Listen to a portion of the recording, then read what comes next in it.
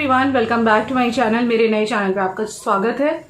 तो कुछ question answer काफ़ी थे, मतलब कुछ और क्वेश्चंस आ रहे हैं। मतलब मेरी जो स्टोरी है, जो भी मेरे लाइफ में पीछे हुआ है और जो भी आपको दिमाग में बहुत सारे क्वेश्चंस आ रहे हैं, वो तो मैं शेयर कर रही हूँ मेरे मेन चैनल पे। और आज भी वहाँ पे एक वीडियो गया है जो कि बहुत ज़्यादा इंपॉर्टेंट पार्ट है मेरे लाइफ का, और मैंने पूरा आपके साथ शेयर करा है। लेकिन इसके अलावा भी कुछ क्वेश्चंस रेगुलर आ रहे हैं मेरे वीडियोस पे, तो मैंने सोचा कि यहाँ फटाफट से रिप्लाई कर देती हूँ। तो ये कुछ कमेंट्स मैंने यहाँ निकाल के रखे हैं। जैसे कि किसी ने पूछा है, आपके फादर इन लॉ थे क्या जब आपकी शादी हुई? तो जी हाँ, मेरे फादर इन लॉ जिंदा थे और बहुत प्यार करते थे वो विवेक को, और वो प्यार मैंने देखा है। मतलब एक मिनट, मेरा कैमरा सेट कर लूँ। उनका वो प्यार मैंने देखा है विवेक के साथ। जो पापा की बॉन्डिंग थी, ऐसी बॉन्डिंग विवेक के घर में किसी के भी साथ नहीं है, और वो थे तब। और मेरी शादी, मतलब हमारी शादी को कितने साल हो गए थे, बाद में उनकी डेथ हुई थी। तो हार्ट अटैक से डेथ हुई थी उनकी। He was a heart patient. So इनकी हेरिडिटी में है, इनके यहाँ पे बहुत सारे लोग हार्ट पेशेंट्स हैं। एंड तब फादर थे मेरे, मतलब फादर इन लॉ थे मेरे। एंड हम लोग शादी के बाद काफ़ी सालों तक हमारे पुराने वाले घर में साथ में रहे हैं। मेरा जो देवर है ना, मैं आज कंफ्यूजन क्लियर करती हूँ आपको। ये भी पूछा गया है कि फिर जैसे कि आपकी मदर इन लॉ, इन्होंने लिखा है जैसे कि आपकी मदर इन लॉ छोटे से घर में रहती हैं और आप 2 BHK फ्लैट में रहते हैं। तो इसका रिप्लाई भी मैं आपको करती हूँ। हम उन्हें रखना चाहते हैं, वो नहीं रहती हैं, तो इसमें हम कुछ नहीं कर सकते हैं। ये चीज़ मुझे बार बार बतानी पड़ती है, फिर कमेंट आते हैं तो फिर रिप्लाई करना ज़रूरी हो जाता है। अभी जब वो आई थी लास्ट ईयर 3 मंथ्स रही थी, जब विवेक को कोविड हुआ था, तभी भी वो, मैं आपको पहले ये भी क्लियर कर देती हूँ, नहीं तो आप सोचोगे कि आप बार बार कहते हो कि वो आती नहीं है। वो तो आई थी आपके तकलीफ के टाइम पे। जी हाँ, वो ज़रूर आई थी। पहले वाली बीमारी में नहीं आई थी, जब फर्स्ट उनका ऑपरेशन हुआ था बड़ा वाला विवेक का, फरवरी में लास्ट ईयर 2021 में। बट जब उनको कोविड हुआ था तब मैंने उनको ज़बरदस्ती बुलाया था। वो नहीं आ रही थी, मेरा उनसे झगड़ा हुआ था। मैंने उन्हें बहुत समझाया कि यहाँ पे आपकी बहुत सख्त ज़रूरत है, क्योंकि बच्चे जो हैं वो बिल्कुल अकेले थे घर पे। और चूंकि मैं कोविड पेशेंट्स के बीच में रह रही थी, विवेक को मैं अकेला नहीं छोड़ पा रही थी, क्योंकि उनका एक ही दिन पहले ऑपरेशन हुआ था। वो उस मेंटल स्टेज में नहीं थे कि वो अकेले रह सके हॉस्पिटल में। सो ऑब्वियसली मुझे उनके साथ रहना पड़ रहा था, और रात को भी मैं वहीं रहती थी। और आप समझ सकते हो सेकेंड वेव के टाइम पे क्या सिचुएशन थी हॉस्पिटल्स की। सब पूरे फुल थे, सोने की पेशेंट के लिए जगह नहीं थी। एक रूम में कितने कितने पेशेंट को डाला हुआ था, और उन्हीं के बीच में मैं छोटी सी जगह में जमीन पे सोती थी। तो मैं खुद बहुत रिस्क में थी, मुझे कभी भी वो बीमारी लग सकती थी, क्योंकि कभी कभी रात को सोते मेरा मास्क भी हट जाता था। और एक दिन तो हद ही हो गई थी जब उनको एडमिट किया था। तो मैं रात को चूंकि ज़मीन पे सोती थी और बीच बीच में मतलब उठ के उनको देखती थी, तो गहरी नींद लग गई मेरी। और बीच में मैं प्यास से उठी, और एक तरफ विवेक का पानी रखा रहता था, एक तरफ मेरा बॉटल अलग रखा रहता था, क्योंकि ऑब्वियसली कोरोना में ये सब ध्यान तो रखना ही पड़ता था कि किसी का झूठा खाना पीना नहीं है।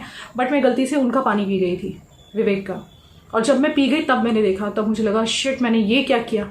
लेकिन मैंने ये इस बारे में किसी से बात नहीं की, और बस भगवान को बोला, भगवान मेरी रक्षा करना इस वक्त, तो मैं इनकी रक्षा कर पाऊंगी, इनको कैसे देखभाल करूंगी, क्योंकि मेरे अलावा कोई नहीं था उनकी देखभाल करने वाला। तो मेरी किस्मत इतनी अच्छी है बस कि जिस हॉस्पिटल में मैंने विवेक को एडमिट किया था, उन लोगों ने परमिशन दी थी, हर एक कोविड पेशेंट के साथ एक पर्सन रह सकता था। ये मेरा बहुत गुड लक हुआ, और विवेक का भी। तो उस सिचुएशन में हो क्या रहा था, मेरे घर से बहुत दूर हॉस्पिटल था, मतलब जहाँ हमारा शहर खत्म होता है ना, सिटी, वहाँ वो हॉस्पिटल था, यशविन करके नाम है। वहाँ विवेक एडमिट थे, और मेरा घर तो दूसरे बॉर्डर पे था। मैं दिन में 2 बार आना जाना पड़ रहा था मुझे, क्योंकि बच्चों के लिए खाना बनाने आती थी, इनके लिए खाना लेके जाती थी, फिर शाम को फिर से आती थी, फिर खाना बना के लेके जाती थी, और फिर रात को मुझे बच्चों के पास कोई नहीं था। 2 दिन तो हमारी एक रिलेटिव रिक्वेस्ट करने पे दो दिन तो आ गई थी। लेकिन फिर क्या हुआ, एक दिन हमारी जो वो रिलेटिव आई थी, उसको 11 साढ़े 11 रात को हो गए थे आने में, और बच्चे डर रहे थे तब तक।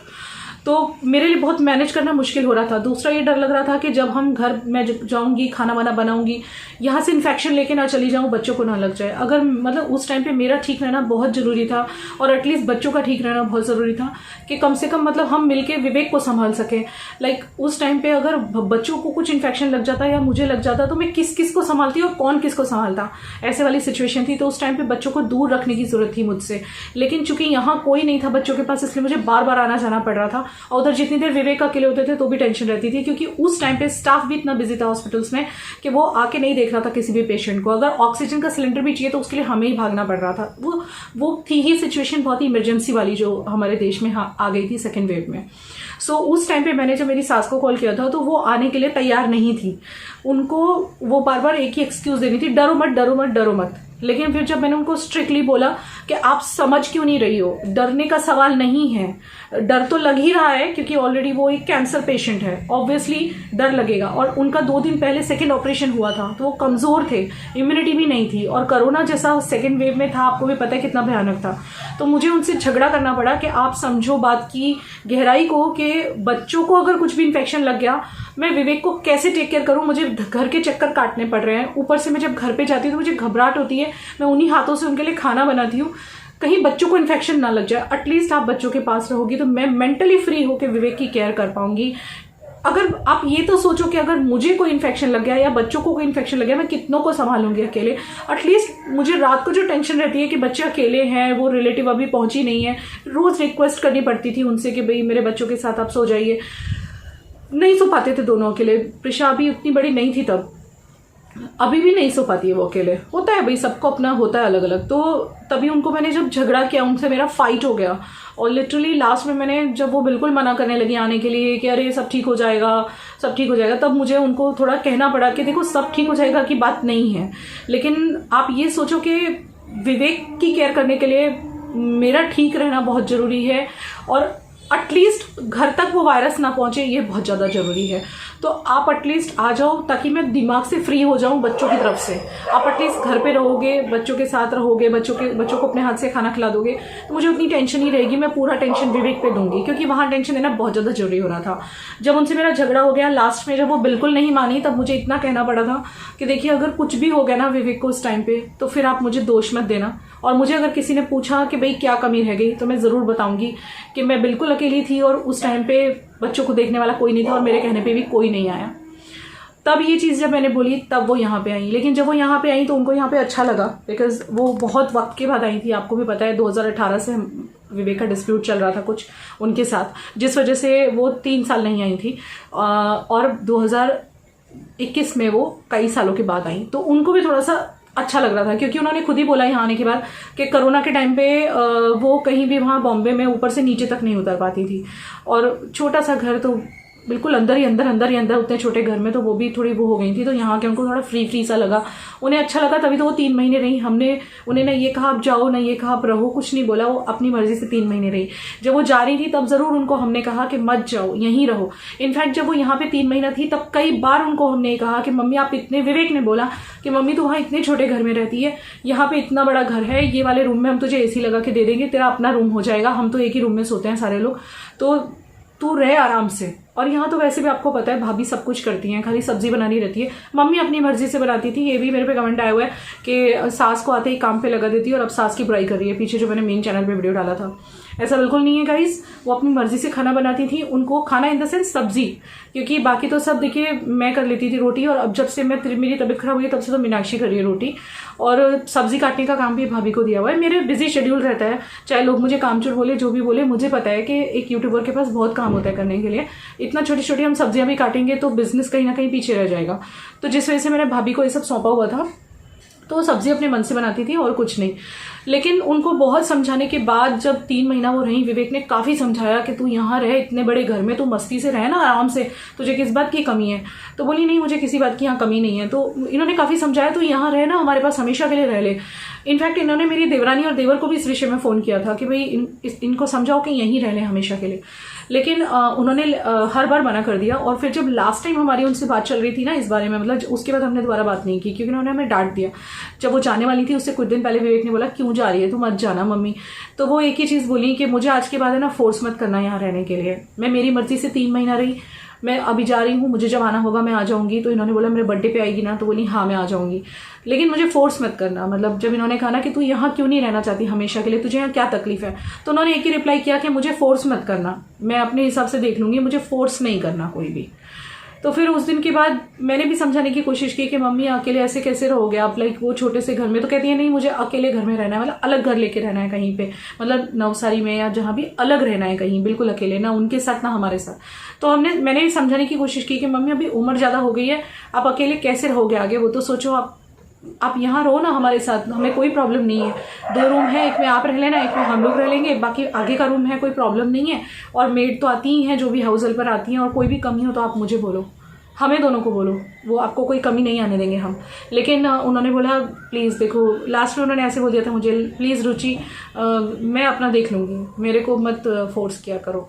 जब उन्होंने ऐसे बोला ना तो मुझे लगा कि यार हम उन्हें ज़्यादा ही हैरस कर रहे हैं शायद इस बात पे, क्योंकि बार बार बोल रहे हैं और वो बार बार एक ही बात बोल रही हैं। सो उस दिन से हमने ये बात नहीं बोली है। तो इस चीज़ का रिप्लाई मैंने यहाँ पे दे दिया है। जो आप कह रहे हो कि मदर इन लॉ छोटे से घर में रहती है और आप 2 BHK फ्लैट में, तो अपनी मर्जी से रह रही हैं, हमने नहीं कहा है। उन्हें बॉम्बे बहुत ज़्यादा पसंद है और मुझे नहीं पता वो फ्यूचर में क्या करने वाली हैं, वहीं रहेंगी हमेशा के लिए या जैसे कि मैंने आपको बताया वो अलग रहना चाहती हैं। ये भी कितनी बड़ी बात है ना, कल कोर्ट के जब वो अकेली रहेंगी तो लोग हमसे क्वेश्चन करेंगे कि 2 बेटे और बहुओं के होते हुए माँ अलग रह रही है, तो यही लोगों में कमी होगी। लेकिन ये तो हमें ही पता है कि हम उन्हें रखना चाहते हैं, वो नहीं रहना चाहती हमारे साथ। वो कहती हैं मुझे किसी के साथ नहीं रहना, मुझे बिल्कुल अकेले रहना है। जबकि जनरली लेडीज़ यही चाहती हैं कि वो बच्चों के साथ रहें, पोते पोती के साथ रहें, बट वो कहती है मुझे अकेले रहना है, मुझे छोटे वाले आगे जाके मैं उसके छोटे वाले के साथ भी नहीं रहने वाली, अकेली रहने वाली हूँ। तो अब कोई बात नहीं, जब उन्होंने इस तरह से मैं कह दिया है तो हम उनके फैसले का वेट कर रहे हैं। सो यही रीज़न है कि वो यहाँ आपने कहा कि छोटे घर में रहती है और आप 2 BHK फ्लैट में, तो यही रीज़न है, वो अपनी मर्जी से वहाँ रहती हैं। और सेकेंडली वो हमारे साथ बहुत सालों तक उस वाले घर में रही थी, पुराने घर में। लेकिन जैसे ही मेरा देवर बाहर था, पहले पढ़ने के लिए बाहर गया था, वो नहीं पढ़ा यहाँ पे था, जॉब करने बाहर गए थे, वो क्रूज़ पे जॉब करते थे, उन्होंने होटल मैनेजमेंट किया था मेरे देवर ने। सो जब वो क्रूज़ पे जॉब करने गए और वहाँ से वापस आए, मतलब छोड़ के वापस आ गए थे, क्योंकि उनकी शादी नहीं हो रही थी क्रूज़ पे जॉब करने की वजह से, क्योंकि काफ़ी टाइम तक क्रूज़ पे रहना पड़ता है ना, तो शादी नहीं हो रही थी। तो व्हेन ही केम बैक ना, तब उनको आते ही बॉम्बे में जॉब लग गई थी मेरे उस देवर की। ऑब्वियसली वहाँ से छोड़ के आए, कहीं तो जॉब करेंगे ना, तो बॉम्बे में एक जगह जॉब लग गई थी। तो फिर वो तब तक नानी की डेथ हो चुकी थी। यस, तब तक नानी की डेथ हो चुकी थी। तो फिर वो जो है ना वहाँ पे रहने लग गए नानी के घर में। तो फिर जब जैसे ही वो वहाँ से आए ना, वैसे ही मम्मी जो है बॉम्बे चली गई थी, क्योंकि मम्मी को बॉम्बे बहुत पसंद है पहले से, सब लोग कहते हैं मुझे। तो जैसे ही मेरा देवर आया, वहाँ तक हमारे साथ रही जब तक देवर नहीं आया था। जैसे ही देवर आया तो वो पापा को लेके बॉम्बे चली गई। वैसे पापा को यहाँ रहना ज़्यादा पसंद था, लेकिन मम्मी की पसंद के आगे पापा चले गए, क्योंकि ऑब्वियसली अपनी वाइफ के बिना कैसे रहते हैं। यहाँ आते जाते रहते थे, वो मेरे पास रहते थे बहुत दिन आके। तो मेरे फादर इन लॉ थे जब मेरी शादी हुई थी, काफ़ी टाइम तक थे, काफ़ी टाइम हमने साथ में निकाला है। और पहले तो हम साथ में रहते थे, मेरे देवर के आने के बाद वो लोग वहाँ चले गए थे, फिर आना जाना चलता रहता था, ऐसे था। सो फिर है कि एक क्वेश्चन है कि ये आपके इन लॉज की प्रॉपर्टी है या फिर आपने अर्न की है। तो मैं बता देती हूँ, जो बॉम्बे का घर है वो नानी का है, मम्मी का नहीं है, पापा का भी नहीं है, मेरे ससुर का भी नहीं है। नानी यानी विवेक की नानी यानी मेरे सास की मम्मी का है, जो कि मेरे सास को मिल गया है। ठीक है, मतलब मेरी सास का ही कहेंगे अब तो वैसे, लेकिन है नानी का घर, यानी जो मम्मी मतलब क्या बोलते हैं, मायका, मम्मी का मायका कह सकते हैं, मेरे सास का मायका, वो वाला घर है। और यहाँ पे जो पुराना वाला हमारा घर है ना, वो विवेक का खरीदा हुआ घर है। विवेक ने अपनी फोटोग्राफी के टाइम पे उसको खरीदा था और उससे इंस्टॉलमेंट भरी थी, और इंस्टॉलमेंट भर के उन्होंने वो फ्लैट खरीदा था। यहाँ तक क्लियर हो गया। और उसके बाद शादी के बाद में मेरे पास काफ़ी सारे मेरे सेविंग्स भी थे, और मेरे फादर ने भी मुझे मदद की, और हाँ मेरे फादर इन लॉ ने भी मुझे थोड़ी सी मदद की थी। मेरे फादर इन लॉ के पास ज़्यादा कुछ नहीं था, लेकिन थोड़ा बहुत जो था उसमें से उन्होंने मुझे हेल्प किया था। तो जब हम शादी होकर उस पुराने घर में रह रहे थे, काफ़ी टाइम तक हम साथ में रह रहे थे, जैसे मैंने आपको बताया। लेकिन सास ने मेरी सास ने हमें कह दिया था कि आप अपना अलग घर ले लो, विवेक को कह दिया था। तो विवेक बहुत ही संस्कारी है, वो अपने पेरेंट्स को थोड़ी कह सकते थे कि आप यहाँ से जाओ, भले विवेक का घर है तो क्या हुआ। तो उन्होंने बाहर घर ढूंढना शुरू किया, लेकिन किराए से नहीं, मतलब अपना घर हमने सोचा, क्योंकि मेरे पास भी थोड़े सेविंग्स थे और मेरे डैड मुझे हेल्प करने तैयार थे। देखना बेटा कौन है। एंड सेकेंडली मुझे जो है मेरे फादर इन लॉ भी थोड़ी मदद करने तैयार थे, और थोड़ा इंस्टॉलमेंट हो जाता, वो सोच के फिर ये वाला घर हमने उसमें से लिया था। काफ़ी सारा पैसा मैंने लगाया था। जो हमारा करंट फ्लैट है, ये हमारा अपना फ्लैट है, और इसमें मेरे डैड ने थोड़ी सी मदद की है, मेरे फादर इन लॉ ने थोड़ी सी, चाहे थोड़ी सी की है पर मदद तो है ना। और विवेक ने जो भी फर्नीचर है वो लोन लेके करवाया था, और मैंने अपना पैसा लगाया हुआ है। मेरे पास भी मेरी खुद की थोड़ी बहुत सेविंग्स थी जो बहुत टाइम से मैंने की थी, और बाकी इंस्टॉलमेंट पे करके हमने इसको पूरा कर दिया हुआ है। मैंने पूरा पैसा भर दिया हुआ है इस घर का बचा हुआ। ठीक है, तो ये आपको क्लियर हो गया, ये हमारा अपना घर है। तो अब ये हमारा फाइनल घर है। इसके बाद में भी कुछ कमेंट्स हैं, आप मेरठ से और आपके हस्बैंड गुजरात से क्यों हैं। तो ये कहानी जब मैं अभी शेयर कर रही हूँ ना, हमारी आगे की कहानी, उसमें आपको पता चल जाएगा कि मैं मेरठ से हूँ तो वो गुजरात से क्यों हैं। बस यही 4-5 क्वेश्चन थे। और एक क्वेश्चन ये बार बार आ रहा है कि आप जल्दी जल्दी क्यों नहीं बता रही हो, जल्दी जल्दी क्यों नहीं बता रही हो। जल्दी जल्दी बताने वाली बातें नहीं है ये गाइस, बहुत ही कोई भी इंसान आप सोच के देख लेना कितने दर्द से गुजरा होगा, और वो दर्द याद भी करने से रोंगटे खड़े हो जाते हैं, और उसको फिर पूरा बाहर निकालना और सबको बताना, और वो भी यूट्यूब पे आके बताना, इतना डेयर करना अपनी पर्सनल लाइफ जो जिसके बारे में कोई नहीं जानता। हद से यहाँ पहचान वाले सब जानते हैं, हाँ मैं ये गलत कह रही हूँ, यूट्यूब पे कोई नहीं जानता, मतलब जो अननोन पीपल हैं वो नहीं जानते मेरे बारे में, बट जो हमारे रिलेटिव, विवेक के रिलेटिव, मेरे मायके वाले, मेरे ससुराल वाले, हमारे फ्रेंड्स, विवेक के कॉलेज फ्रेंड्स, स्कूल फ्रेंड्स, विवेक का प्रोफेशनल ग्रुप, सब जानते हैं। हमने किसी से कुछ नहीं छुपाया है। एवरीवन नोज कि हमारी सेकंड वेडिंग है, everyone knows about our kids, सबको सब कुछ पता है, किसी से कुछ छुपा हुआ नहीं है। और यूट्यूब पे सिर्फ मेरी कुछ यूट्यूबर फ्रेंड्स हैं जो मेरे दिल के बहुत करीब हैं। कुछ यूट्यूबर, देखिए मैं इस प्रोफेशन में हूँ तो यहाँ मेरी कुछ फ्रेंड्स भी हैं जो मेरे काफ़ी करीब हैं, तो उन लोगों को बस मैंने कभी बताया था। जब ऑब्वियसली यार मैं इसे छुपाऊं क्यों, मतलब ठीक है मैंने आप लोग के साथ अनकंफर्टेबल थी बताने में, विवेक अनकंफर्टेबल थे इतने बड़े प्लेटफॉर्म पे ये चीज़ बोलने में, लेकिन मेरी कुछ फ्रेंड्स को तो मैं पर्सनली शेयर कर ही सकती हूँ ना मेरे लाइफ के बारे में। और ये कोई गुनाह तो नहीं है, ना ही डाइवोर्स कोई गुनाह है, ना दूसरी शादी कोई गुनाह है, कुछ भी गुनाह नहीं है।